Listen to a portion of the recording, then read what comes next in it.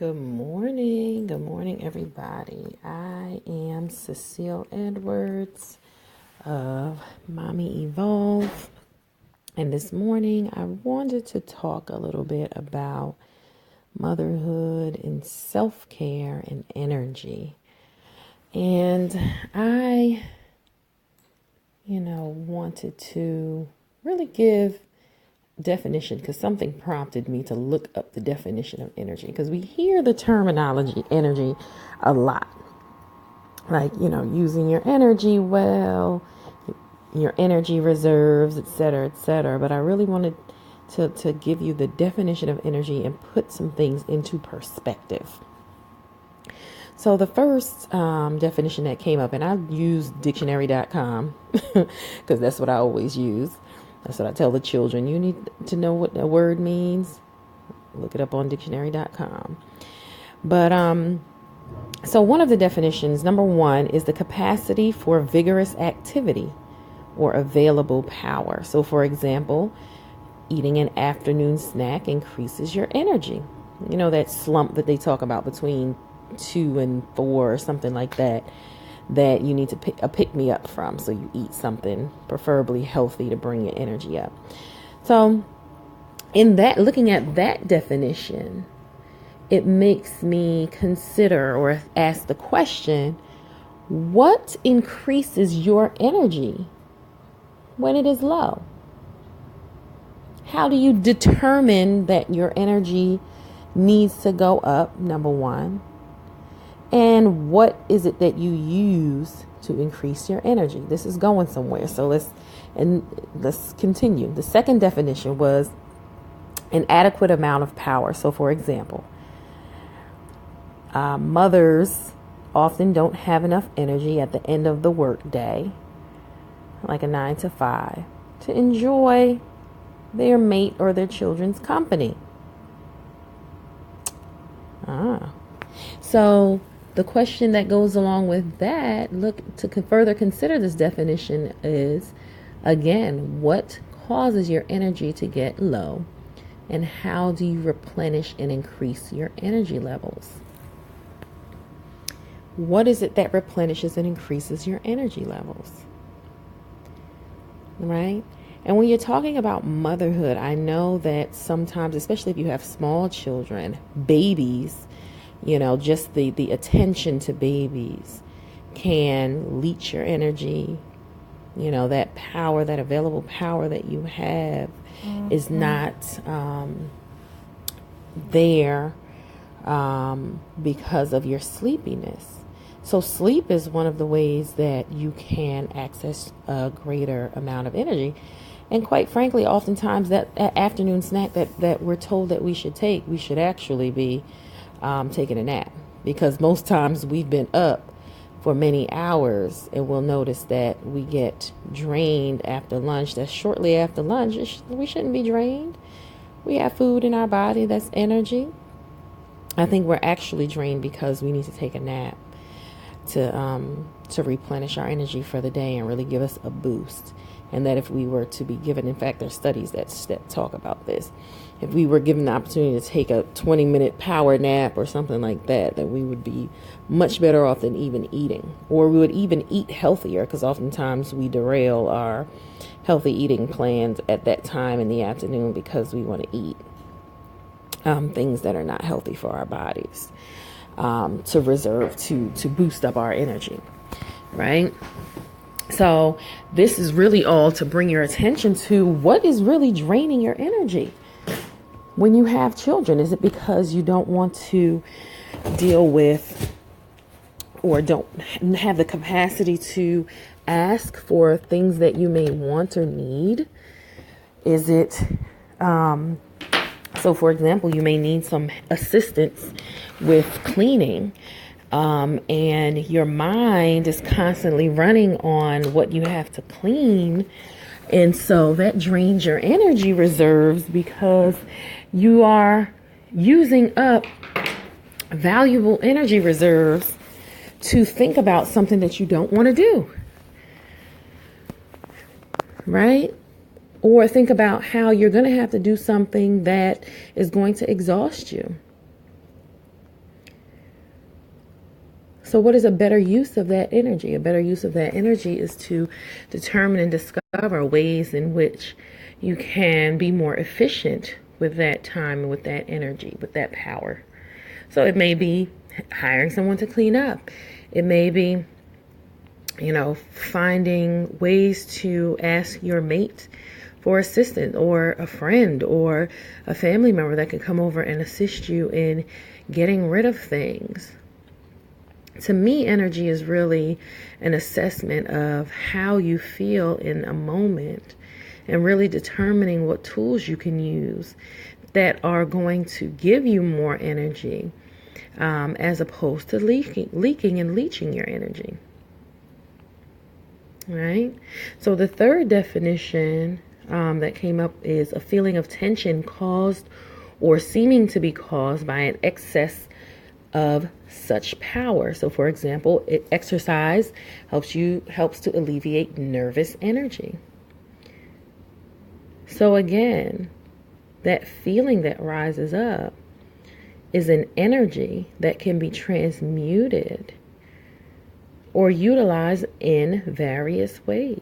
It does not have to be used to overthink, right? So that energy of a common thing that mothers complain of or mothers think of when it comes to draining their energy or feeling tired is cleaning up. That's why I'm using this as an example. And I used to be the same way, right? I used to be like, oh my gosh, I have to clean up after everybody. Now I'm just like, first of all, I just let some things go. 1.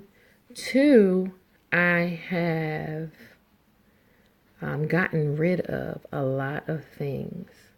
And so as a result, the amount of stuff that I have to clean up is less. Not only that, instead of,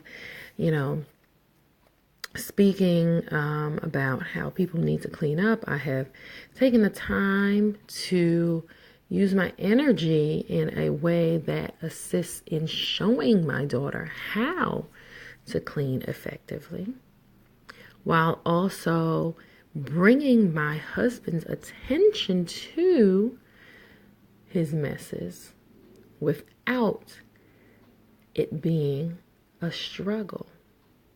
So just gently bringing it to the attention and saying what needs to be said without there being a feeling of frustration or fight behind it. You see the difference in that concept, that consideration?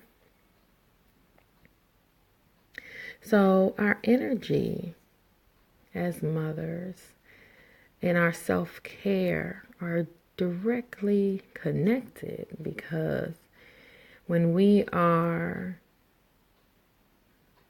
primary self-care is speaking our truths, speaking what we need, releasing anything inside that we feel burdened by. And so being able to ask for help is self-care, and is energy management of your power in a way that allows you to get what you want, what you need, without draining yourself. So there's a huge difference between, I know because I grew up in a house where yelling to get things done was common. And I found that I was repeating that same pattern, right? And I also realized at some point that repeating that pattern was not working for me. It was very draining.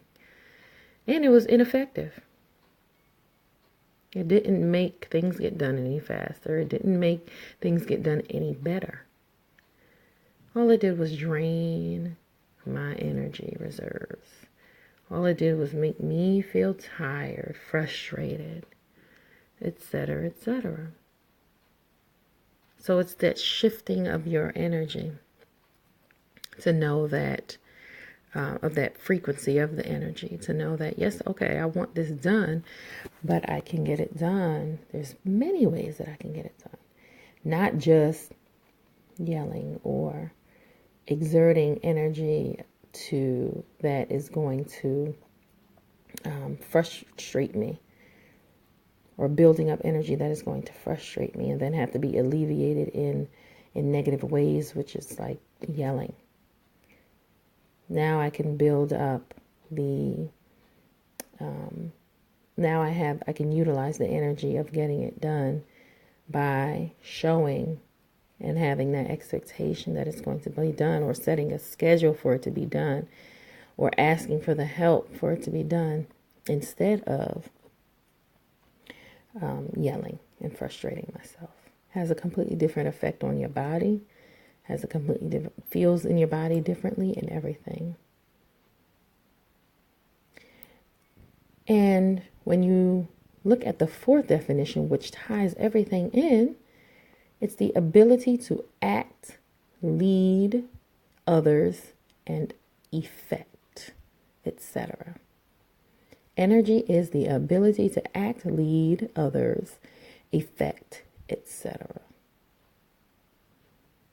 So the question is, how is your energy management leading others? This goes back into how we're asking for help, how we are setting boundaries, how we are managing. Because we know as mothers, I know we hear in society, oh, the man is the head of the household. We hear that all the time in society, but amongst the women, we know that we are the head of the household. So how is our energy in our household leading others to act? How is it leading others to feel? Is our frustration making our children push away from us and see us as a certain kind of person, a rigid, unfun, or always frustrated individual? Or is our leadership style showing and mimicking, mimic is not the right word.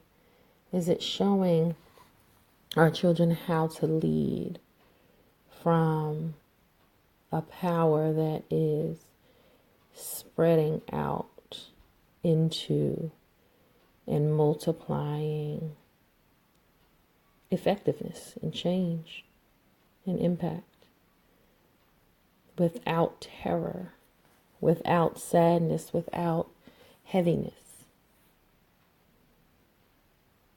We really do have the ability to choose, but we have to take care of ourselves and take stock of how we're doing things, why we're doing what we're doing, and deciding that we're going to change, asking ourselves how we can change. Because we can. I know, because I've done it.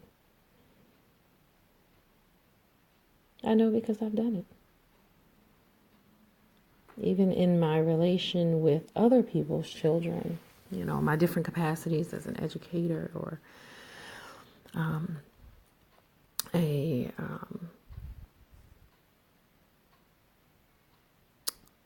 counselor working with other people's children, I noticed that when I was aware of why I'm acting or reacting the way that I'm acting, as opposed to just reacting, I was able to shift my relationship with those children, with those people, etc., with the people, etc. Because if the energy that you have behind your interaction with people is based on you feeling like you're being used or abused, or, you know, you're taking it personally, that is, and that's what happens in our household a lot as mothers. We take things personally. Like if somebody doesn't clean up, we'll say, and I've said it 1,000,001 times, we'll say, oh, you all think that I'm a maid. Very common. But it's not necessarily that. It's just that we haven't managed our energy or seen our power clearly enough to be able to show them how we want things done in managing our energy well, stewarding our energy well, by showing them how to do it without there being a anchor of some kind of emotional lack behind it. Right? So I know this is it's a layered conversation, but I'm very clear that it's clear, and you can see that in your daily interactions and daily lives. So energy is one, the capacity for vigorous activity and available power. So what vigorous activity are you doing with that available power is the question. Okay. How are you getting that power that you are going to use? What is the source? Is the source a wound, or is the source your expansiveness? Energy is also an adequate or abundant amount of such power. So again, taking care of yourself, recognizing your triggers and wounds so that you can have an abundant amount of, you can transmute and have an abundant amount of the power and the energy that you need to do things from a place of intention, a place of building and growing, as opposed to just going along and getting along. Energy is also the feeling or tension caused or seen to be caused by an excess of such power. So what kind of power do you have in excess of?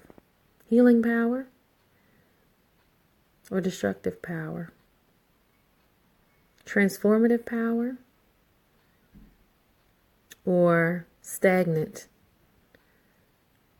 energy that has been transmitted from years ago, from your childhood? Is it childlike energy?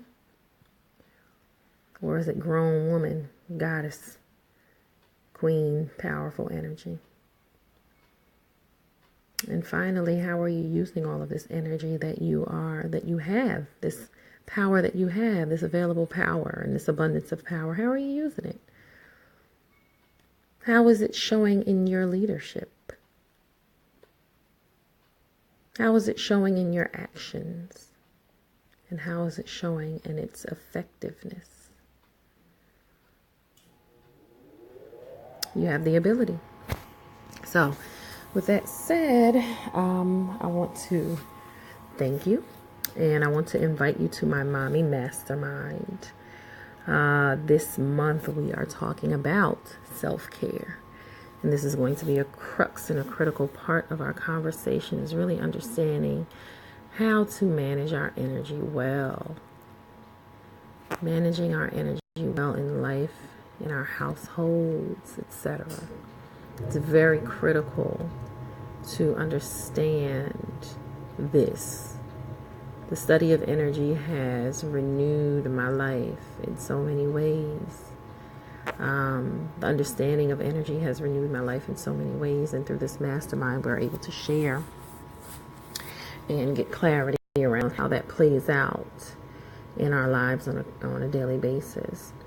So if you want to join, I will put the link for the Mommy Mastermind below, and I will send you any past classes. We did one on the mother wound last month, and it is up to a 6-month commitment where we meet each month and we talk about various areas of motherhood, and we mastermind around that, in a powerful way.